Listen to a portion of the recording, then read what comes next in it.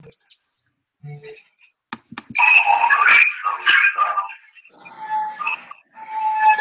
Jinnan, Yeah, we'll start now, okay? हाँ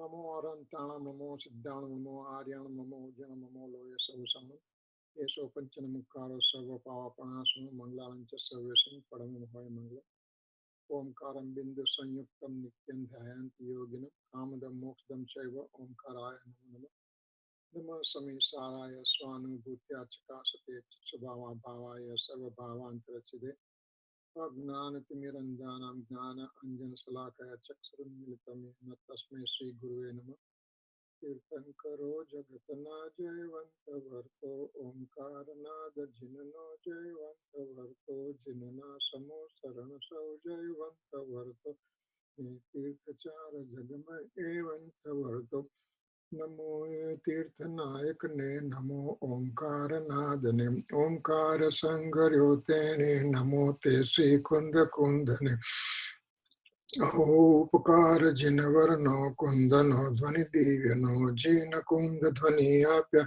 Aho Te Guru Kanano Aho Te Bhagavati Matano Dhruva Achalane Anupama Gati Pamela Sarve Siddhane Vandi Kaho Sutta Kevali Bhasita Asamaya Prabhrata Ari Mu Eka Suddha Sada Arupi Gnana Darasanamaya Kare Kai Anyate Maru Jari Paramanu Matranati Yari Om Namah Siddhebhyo Om Namah Siddhebhyo Om Siddhatmane Namaha. So we'll be talking about Samaysar Gatha 2, and let me put the slides on. Last time we started, because there are 7 points are there that Samaysar Gatha 2 is describing. 7 points means what? Means what is the nature of the soul? Let's put this slide first. So it's a commentary by Amritchandracharya Dev, and when he starts writing commentary, this is Sanskrit, which of course I don't understand, and it is difficult. So there is a Gujarati words are written, and there are 7 points are given: number 1, number 2, 3, 4, 5, 6, and 7. So he is describing 7 ways the nature of the soul. So he's talking meaning of the word samay. What samay means, it has 2 words in it, sam and I. Sam means unity, I means there are 2 meanings of I.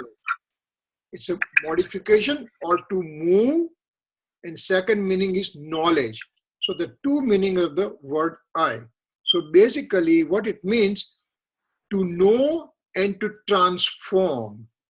Knowing and transforming means my pariyai keeps on occurring, and when my pariyai keeps on occurring, it keeps on knowing at the same time. I'm the soul substance.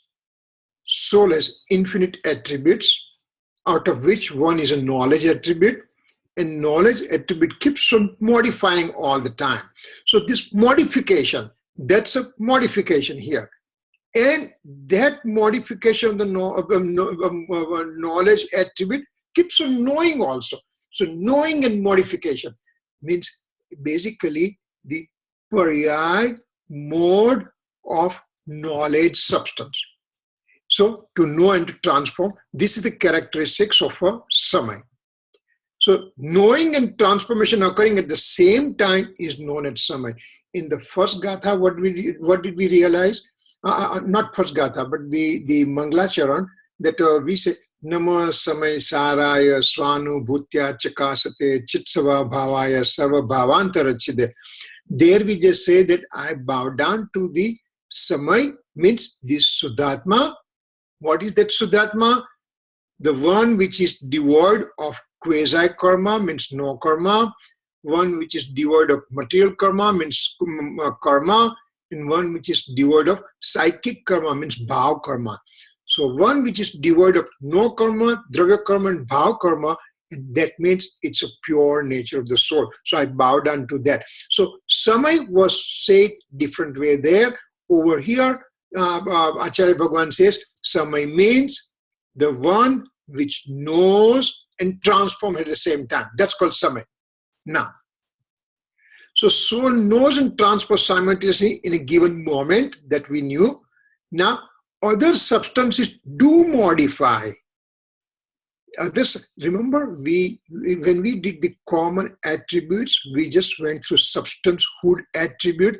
And substancehood attribute means all the 6 substances of the universe: living, matter, medium of motion, medium of rest, space and time. All 6 universal substances, they keep on modifying because they have a common attribute called substancehood.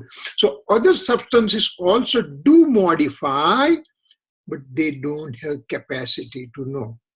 So that's why they are not called samay. Therefore, soul is separate from the other universal substances, and this soul is called samay. Now, knowledge attributes and soul substances are having unity. Means knowledge attribute, we are talking attribute, gun. Knowledge attribute and soul substance, they are invariable relationship. They have unity, means one cannot exist without other. If the soul is there, then knowledge attribute is there. If knowledge attribute is there, then soul is there. They are indivisible in nature. You cannot remove them out. Knowledge attribute produces knowing mode all the time. And this knowledge mode knows the self as well as rest of the attribute. Remember, the knowledge attribute has a mode called knowledge mode. And this knowledge mode keeps on knowing. What does it know? It knows the self. It knows the self as well as it knows the infinite attribute. So, soul has an infinite attribute. Rest of the attributes, they don't have capacity to know. But this knowledge mode knows the self and knows rest of the attributes also. So that is a job of the knowledge attribute. So there is transformation and knowing occurring at the same time in a knowledge mode of a soul substance. And that's why soul is called samay. So that's what we have to remember. Now, what's the nature of the soul? Jiv namna padarth kevo che? That's a question is Acharya Bhagwan is throwing at us. And then he is describing in 7 different forms this nature of this soul substance. So, number 1, first part of the soul substance, first characteristics of this soul substance is Utpad Vyay Drav Mai Satta Swarup.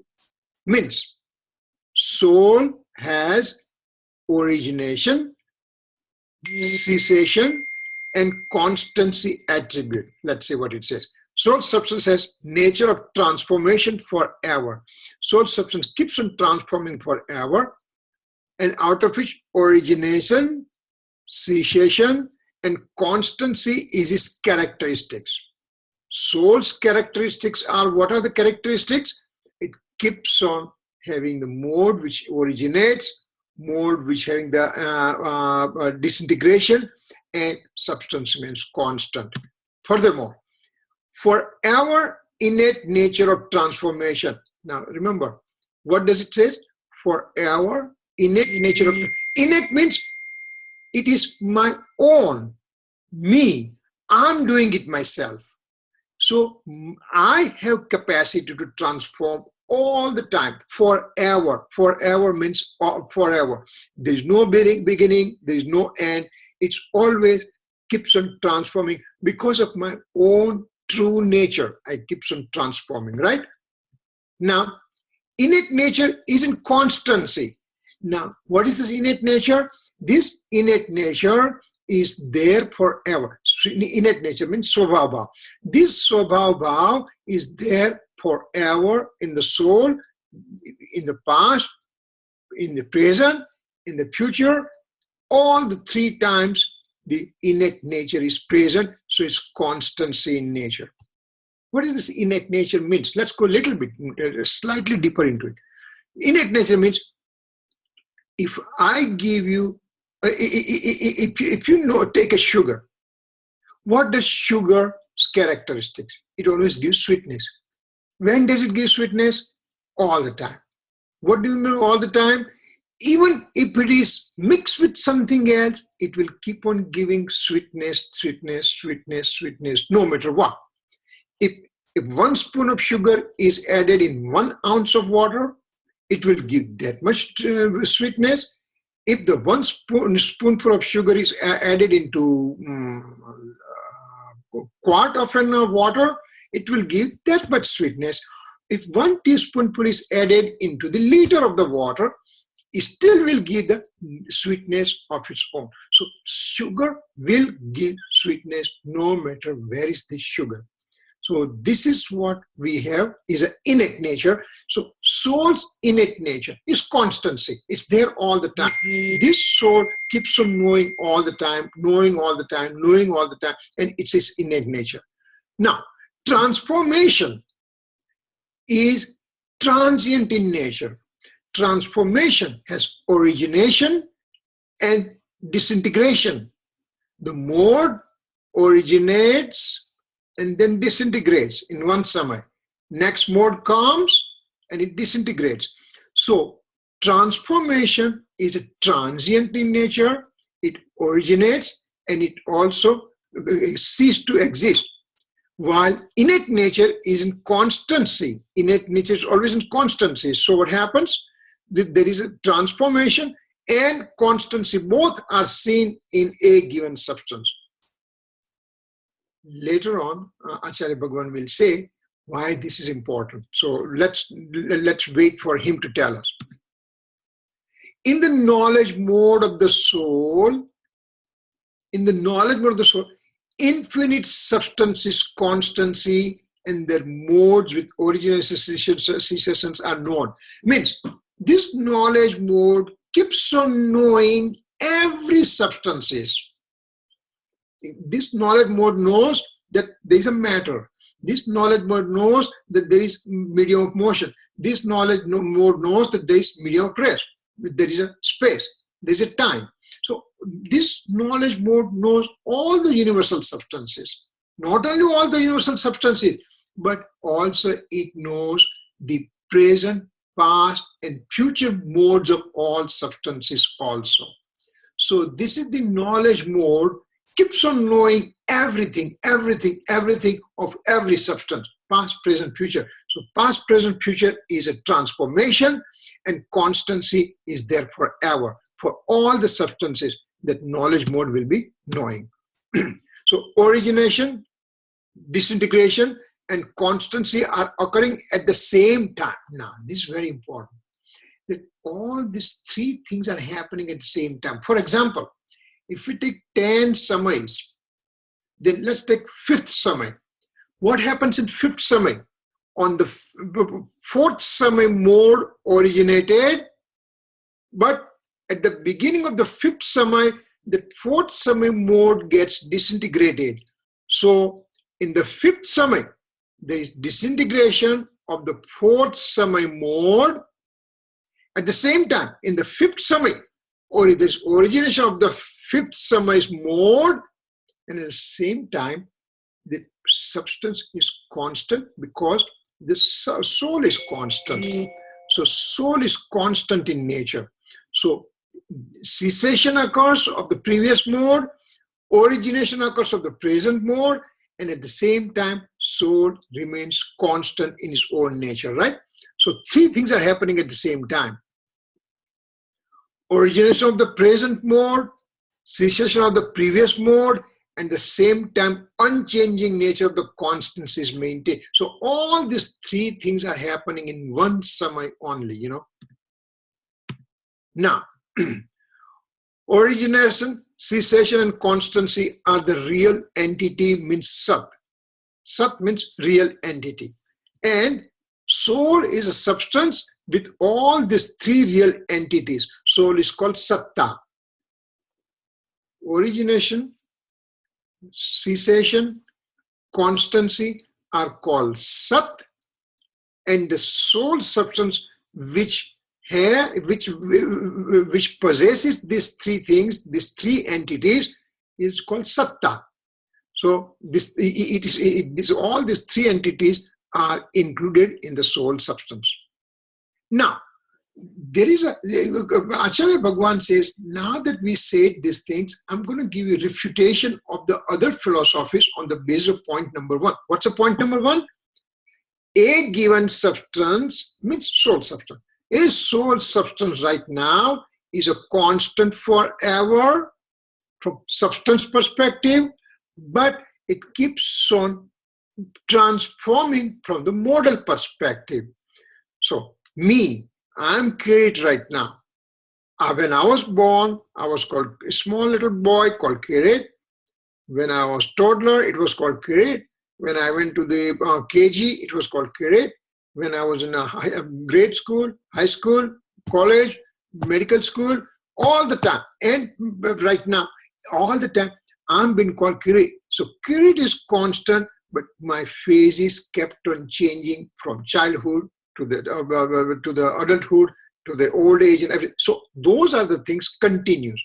So one name remains constant, but at the same time, there is evidence of transformation. So there are certain philosophies, they don't believe this fact. What they are saying? Nihilistic view. Nihilistic view means Nastic. Nastic means they don't believe in the existence of soul at all. They believe that eat, drink, be merry. Once you are dead, you are gone. That's it. Nothing is there. There is no afterlife, no nothing. So there is nothing like a soul entity. That's all. You are born, you die. That's it. There is nothing in between. So this is the nihilistic view. Then Jainism says, no. Wait a second. Soul is there constantly. It never dies. It just keeps on transforming. So we are having we differ over here. Next one, Sankhya system. Sankhya system believes that soul is always non-transforming or parinami atma. Sankhya system is a one which comes closest to Jain philosophy, but when we go in detail, suddenly you just say, wait a second, this is not what Jain perspective believes. Sankhya, they believe that soul is constant, it doesn't transform. It's a Prakruti. Prakruti is a one which keeps on doing all the activities. So Jainism says, no, soul is a doer, soul is constant, and there is a transformation occurring in the soul. So there is a different refutation with the Sankhya. Then Nayayik and Vaisheshik, there are two other philosophies are there, that they believe soul to be always in constancy. They believe that real entity is one only. They believe that soul is constant. Okay, we also believe soul is constant, but then they believe soul is only one in nature. In the universe, there is one Maha soul, the one great soul, and that's all.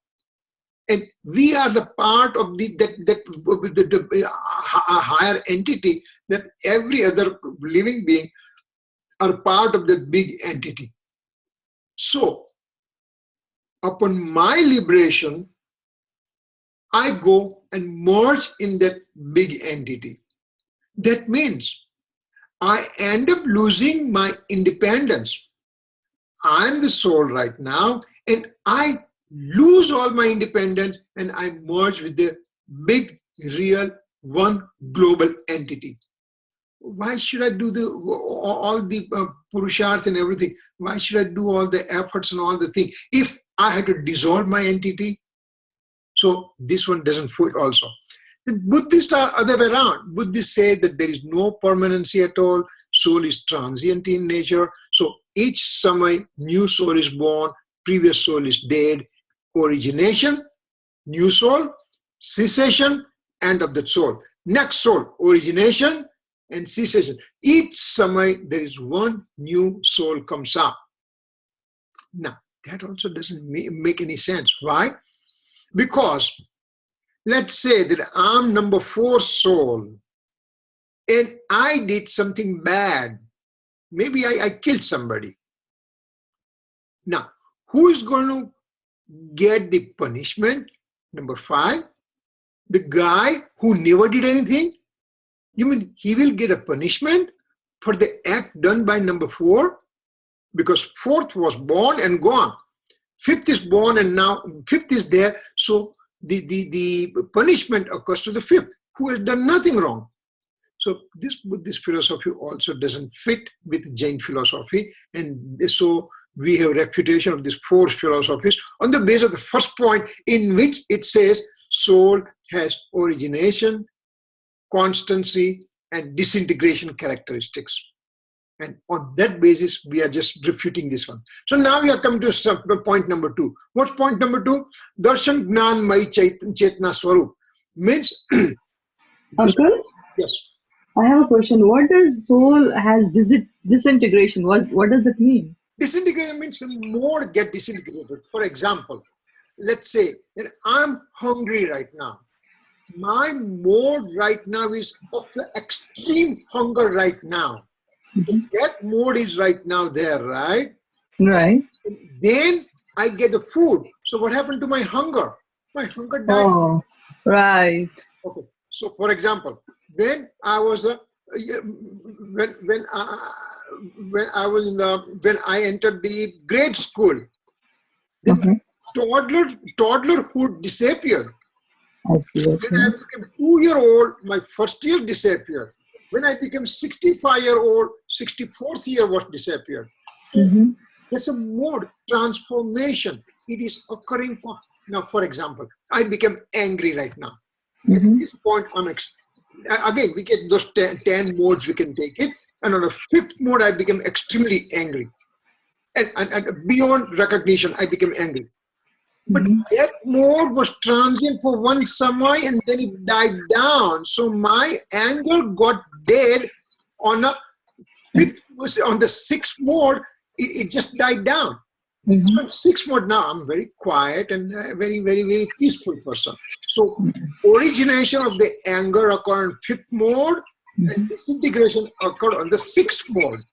So basically, this is the transformation. Anger. So since morning, let's say what happens. I woke up in the morning. I did my Namoka mantra. I did my meditation. I went to bathroom. I did the brush. I washed my face. I took a breakfast. Then I got ready. All these changes occurred. Changes occurred within me. I'm there. Since morning till evening, I'm there. But all transformation occurring within me. Now we are going minute scale and we just go every samay. There is transformation every samay, which I'm not able to catch, but it does occur. So that's a transformation. That's a mode. That's a paryay. Paryay is one samay. Paryay is transient.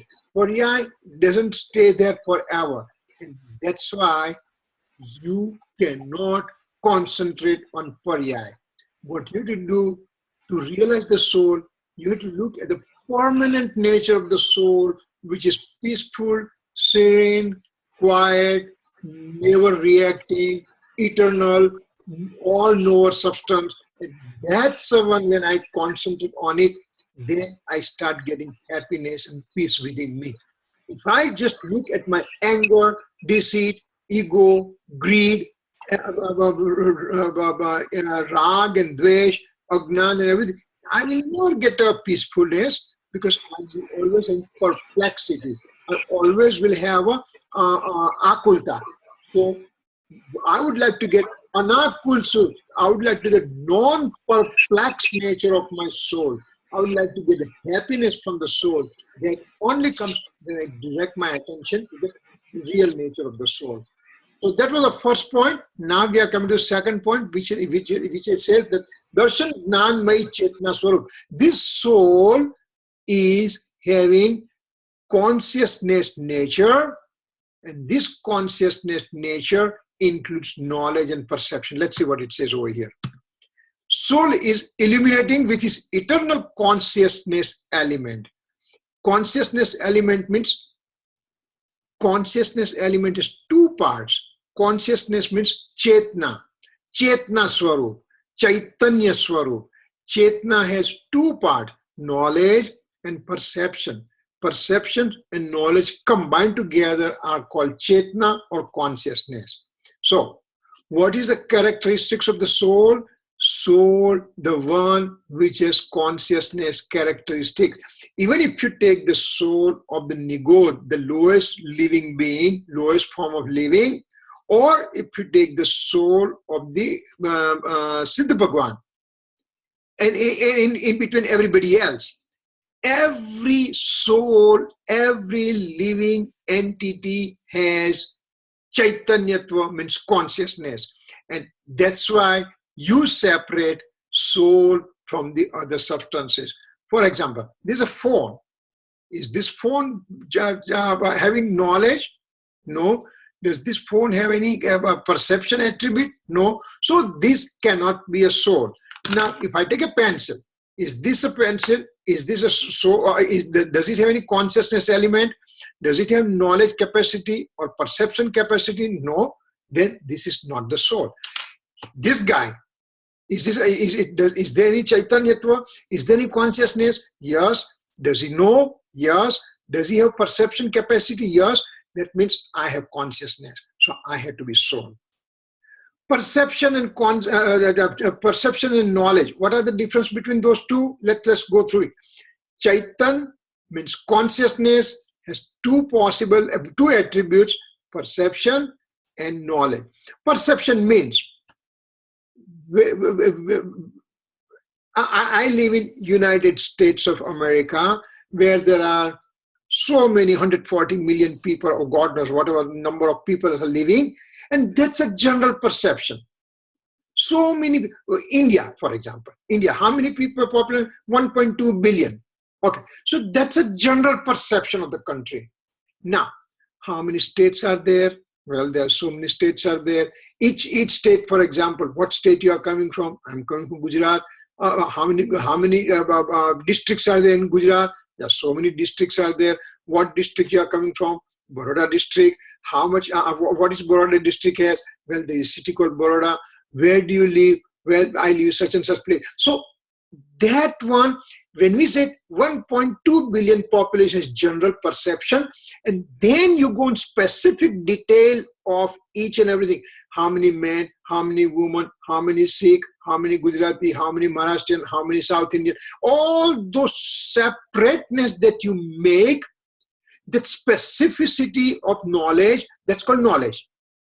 Generalization is called perception. So generalization is perception, and then when you go in detail, that's called knowledge. So knowledge and perception combined together is called chetna, consciousness. So soul is illuminating with his internal consciousness element. Means me, I'm the soul, my characteristics, I have a consciousness within. What was the first one? First one was saying that there was a origination, cessation, and constancy nature, and that's why I'm the soul. Now, second one, here it says, I'm the one. Soul means has a consciousness element, which it directly illuminating with eternal, serene, clear, cool luster of knowledge and perception. So this is the way knowledge and perceptions are present in the soul. Now, so again, now each time author will refute with other philosophies. Sankhya philosophies, what do they believe? They don't believe soul to be innate nature of knowledge. They said soul doesn't have knowledge. Wait a second. How do you know that this is a soul? How do you know? How do you differentiate between a pencil and a soul if there is no consciousness present? I have a consciousness. I'm a soul. This one is no consciousness. This is not the soul. That's it. Sankhya doesn't believe. Sankhya believes that soul does not have innate nature of knowledge. I have sent you the slide of Sankhya Darshan. Later on, when the time permits, we'll just go through those slides also and just see how Sankhya Darshan, how Sankhya philosophy differs from the Jain philosophy. Remember, if you talk to a normal, average person on the street and he will say, I don't want to go in detail and everything. For me, every religions are same. To me, every religion, Sikhism is good, and the Muslim is good, and Christianity is good, and Jainism is good, and Hindu. No, that's not true. Because I need to know exactly what is the philosophy stands for. Just because love thy neighbor, that's why it's a Christianity, and that's why I love it. No, that's not true. Because when you go in detail of the philosophy, then you know that there is a vast difference amongst each and every other philosophies, and out of which I consider my philosophy to be the best because I have a reason to believe that way. Anybody else can believe whatever they want to believe. For example, I was just drinking milk in the morning, and my granddaughter gave me the cup, and it says, "World's greatest grandpa." You mean there is no other grandpa in the world? World's greatest grandpa for my grandchild. For her, I'm the greatest grandpa, period. Similarly, Jain philosophy is the greatest for me, period. Everybody can have their own philosophy. I don't worry. For me, for my purpose, Jain philosophy, Pradhanam Sarva Dharmanam Jainam Jaitu Sasnam. So that's why I believe that my philosophy is best. So, point number 2, which says that soul has consciousness, that it is refuting the Sankhya philosophy. Then we are coming to point number 3. What is the point number 3? Anant Dharma Swarup. Anant Dharma Swarup means there is infinite abilities residing in a substance in indivisible form. The infinite ability, if a soul has an infinite ability, you can call abilities, you can call attribute, you can call qualities, you can call dharma, you can call gun, whatever you want to call. They reside in the substance in the indivisible form. For example, I have knowledge attribute, I have a perception attribute, I have faith attribute, I have a conduct attribute. So I made one pie out of which knowledge is here, perception is here, conduct is here, and faith attribute is, no, not that way. They are not like a module that you can take it out. Knowledge, wherever there is knowledge, there is perception, there is a faith, there is a conduct, there is a eternal existence attribute, there is substantial attribute, and all this objectivity attribute, everything is present together. If you take one out, everything will come out. Of course, you cannot take it out from the soul substance. If I take knowledge attribute out, soul will not exist. Because soul depends on knowledge, knowledge depends on soul, and soul, knowledge depends on knowledge, and perception attributes are together. Knowledge and faith attributes knowledge, and conduct, they all are represented in each and every area of the soul substance. For example, there is one room over here, and I put a one bulb of light over here.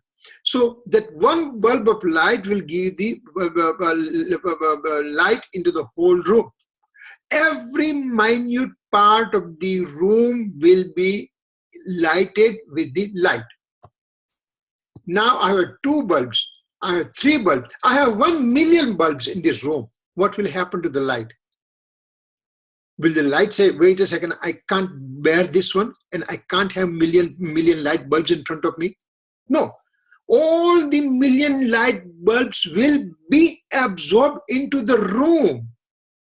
Whether it's one or million, the room has a capacity to absorb all the millions and billions and trillions of light bulb for that kind of light. Similarly, the soul having infinite attributes, they reside and they are part of each other. They cannot be kind of module type of that you can take it out.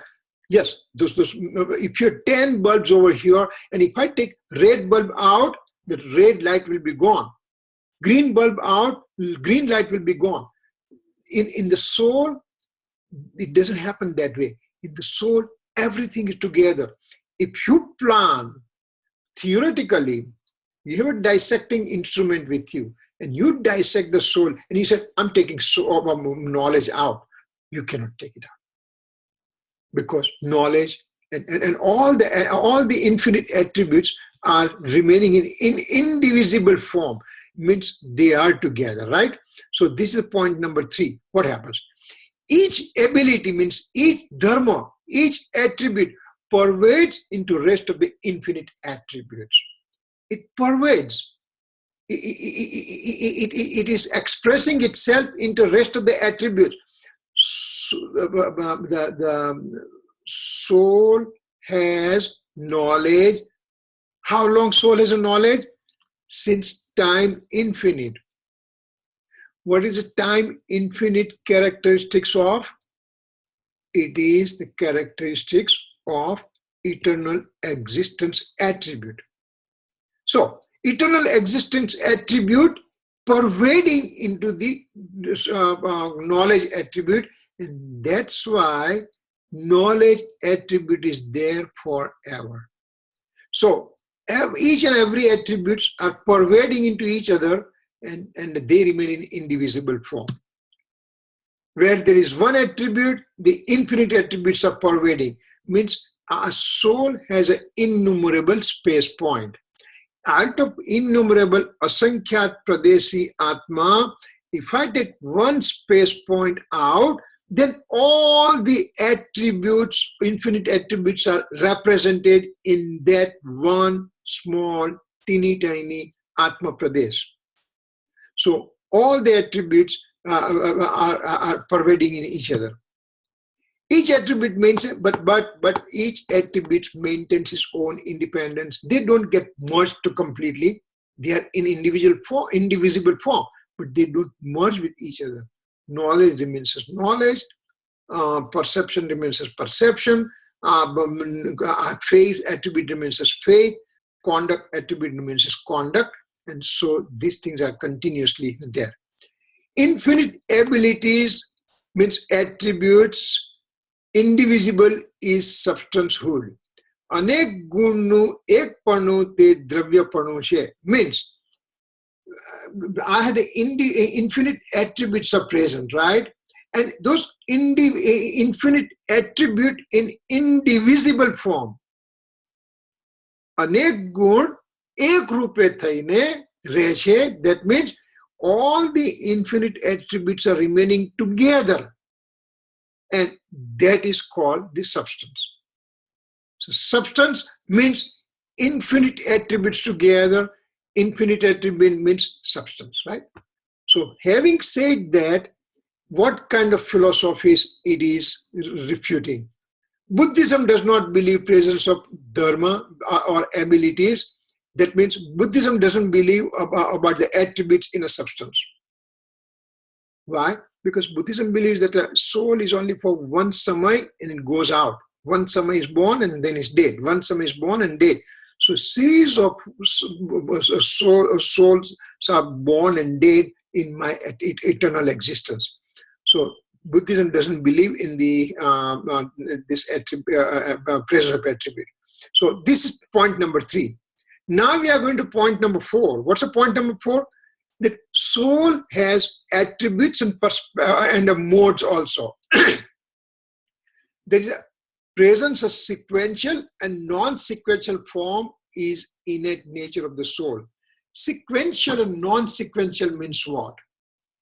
Soul has sequential, means the mode is now, then next mode, and third mode, and fourth, and fifth, and sixth, and forever. So that's a sequence. That's a sequence occurring that is called modes. Paryay. Means I woke up, I went to bathroom, I brushed, I got ready, I took breakfast, I prepared myself, went to all these changes, sequence occurred. They are called modes, sequence. And every summer these changes are occurring. And non-sequential form. What is non-sequential form? Soul has infinite attribute present together at a given time. Infinite attributes are there living together. So they are not in sequence. They don't come in sequence that, okay, knowledge comes, and then faith comes, and then conduct comes. No, they are always together. So sequential and non-sequential form means modes and attribute. Gun and paryay. The soul has a gun and paryay. Soul consists of infinite attributes and modes, as we said. Modes come in the sequential order. They do not depend on alien things. Modes, paryay, mode, it comes in a sequential order by itself. There is nobody is pushing the mode to come in. Nobody, no alien object will tell me that do this thing, or do that thing, or anything. My modes are in sequential order. They do come in a sequence all throughout my existence. How long is my existence? Infinity. So for infinite time, these modes are predetermined, predestined. They come in the sequential order, and nobody can change that order. It is a fixed order, and even God, omniscient Lord, Siddha Bhagwan, Aryan Bhagwan also cannot change that mode. If my mode, next mode is whatever, that's it, it's going to come no matter what. Then in a given space point, all infinite attributes are represented. Now, as we said, this is the soul with innumerable space points, and in one space point, all the infinite attributes are represented. And still, each attribute is independent in nature. So basically, point number 4 says, soul has attributes and soul has modes. These modes are coming in sequential order, and attributes remain in non-sequential form all the time at a given time. Now, who doesn't believe this type of characteristic of soul? Sankhya. What they believe, that attributes are present in the primate nature, means Prakriti. They don't believe that attributes are present in the soul. They believe that there is something called Prakriti, and Prakriti means primal nature. In the primal nature as an attribute, soul doesn't have attribute. And this is not right. Next one. Prakriti consists of sattva, rajas, and tamas. Sattva illuminating knowledge and happiness. Rajas means activity and energy. Tamas means darkness, inertia, and dullness. And so these are the things that Sankhya philosophy believes, and Sankhya philosophy believes that attributes are not present in the soul. They are present in Prakriti, means primal nature, which has sattva, rajas, and tamas characteristics, but that is not fitting to the Jain philosophy. So this is point number 4 refutation we did. So now coming to the point number 5. What is point number 5? Swapar prakashak jnana anekakar roop chhe. Means soul has a capacity of knowledge, and that knowledge is, soul has a knowledge. One second, you can just do it there. Soul has a knowledge, and that knowledge is knowing self and knowing alien objects also. My knowledge mode right now knows myself as well as the rest of the universe. I have capacity. But what has happened? I have not put my personal efforts enough that I don't realize my soul, and even I don't know all the universal objects.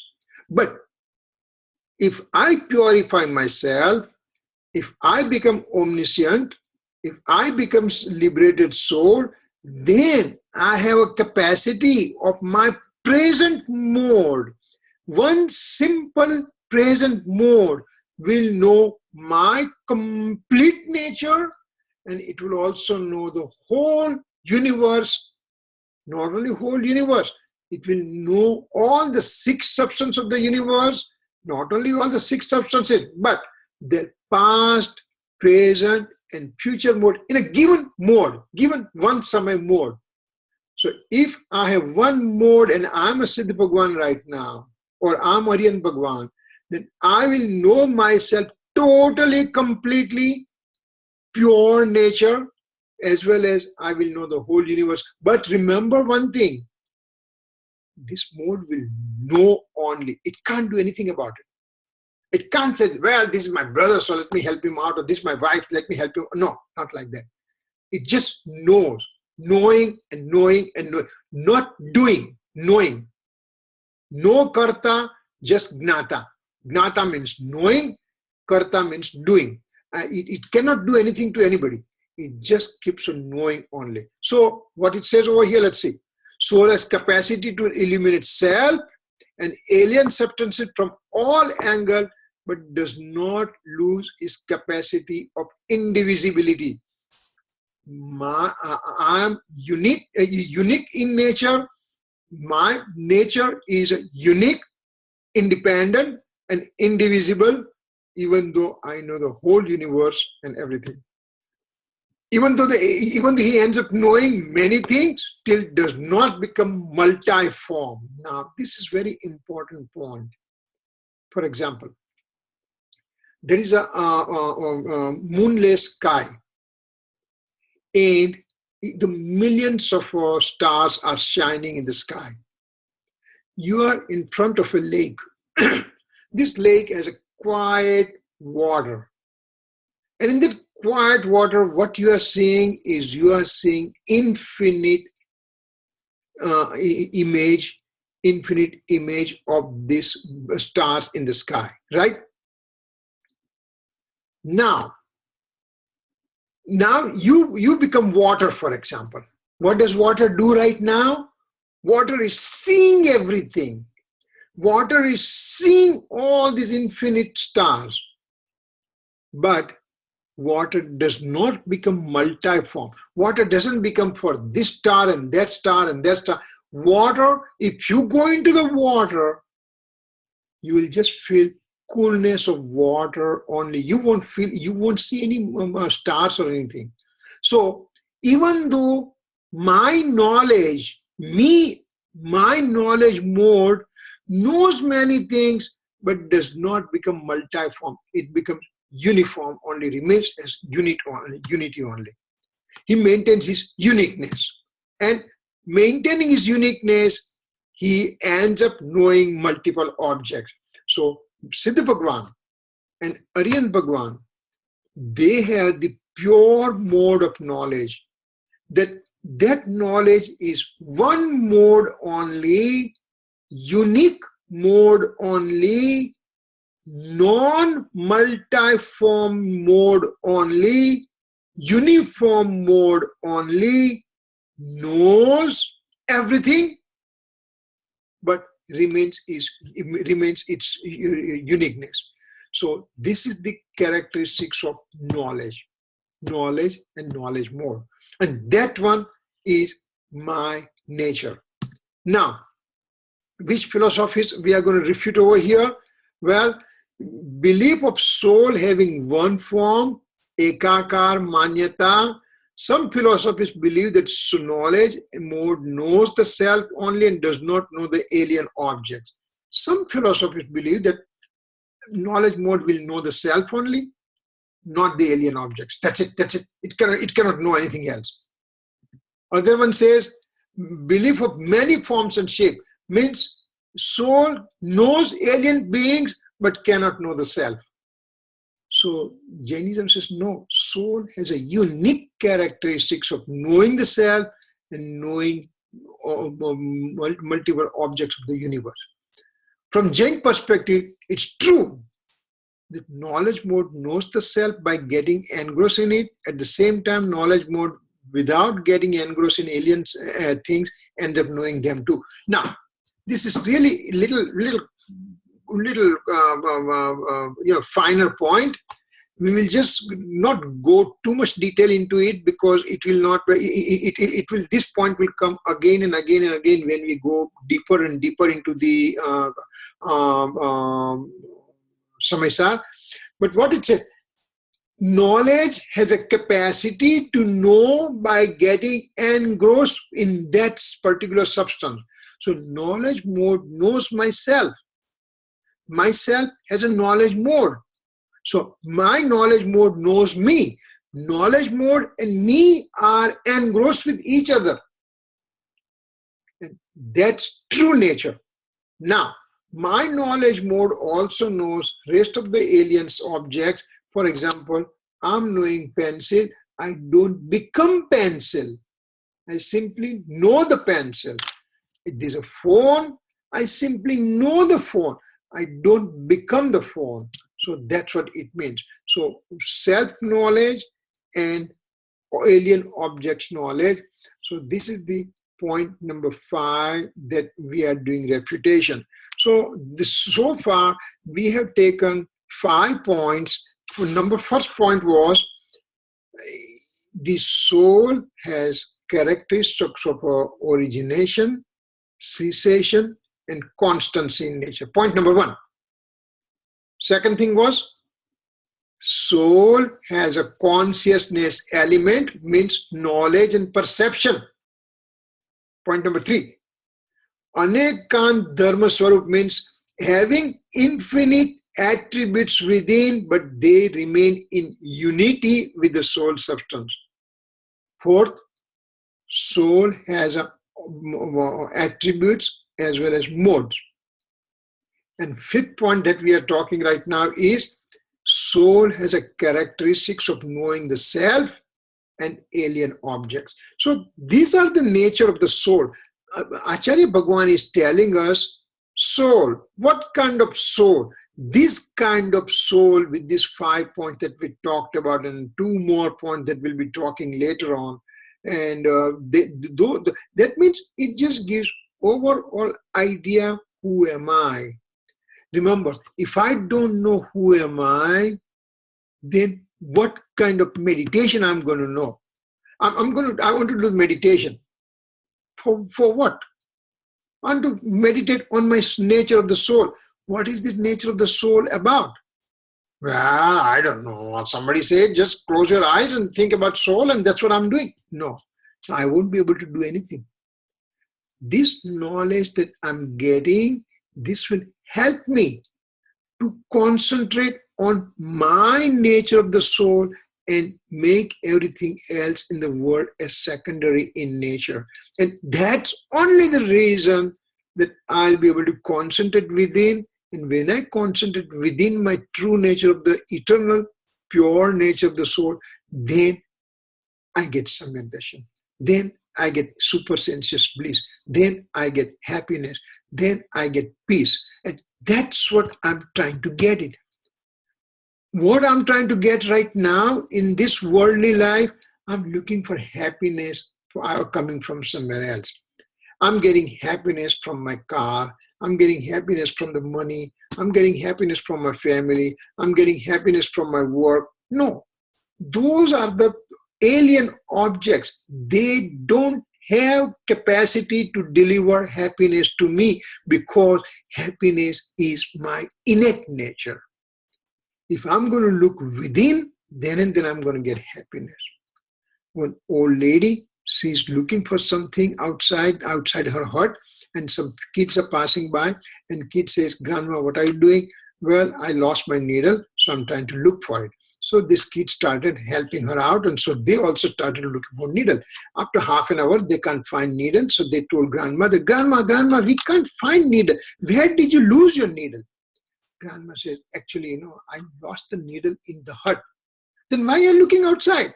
"Well, it's so dark in the hut, so I can't find. So that's why I'm looking in outside." We are doing the same thing. We are trying to look for happiness in outside world. But happiness is within, which I don't remember. I'm loaded with happiness within, but now I make that point secondary, try to look for something in the outside world, and that's my problem. So I have to understand, who am I? What's my true nature? What the soul is made up of? What is the soul not made up of? What about the alien objects relationship? All those things, I should know it. If I know it, then I can concentrate, then I can obtain samyagdarshan, then I can get liberation. So Acharya Bhagwan has given fantastic presentation for us to think about it, to see what to do next for our life and everything. It is possible. You don't even, one cannot say that, it's impossible for me to do all these things, everything. No. If I can put 1 hour of my time to listen, then I am going to work on it. I'm going to understand what my nature, and I'm going to realize my nature, and that will be my Samyak Darshan. Right? Any questions? Nitya, any question? You can unmute yourself.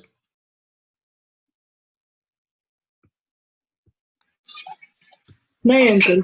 Oh, I'm good. I'm trying to understand it, but I'm good, uncle. It's okay. All right. And if the question comes, then just write down. Write down and just let me know, and I can try to explain also that way. My email. So send out those things, and we can just do. These are very, very microscopic points, and as we go further, it will become clearer and clearer. So don't get frustrated because it appears to be difficult, but it's not difficult. It's a very, very easy to understand if I put my heart into it. And so we are going to make it. Okay? Thanks, Peter. We'll close now. Sarvamangalam Sarvakalyanakarakam Pradhanam Sarvadharmanam Jainam Jaitu Sasanam Jainam Jaitu Sasanam Dhavani ki jain se sujhe lokalot Sovani mastakan mo sada dekh hu. No Bandha Mukha mantra.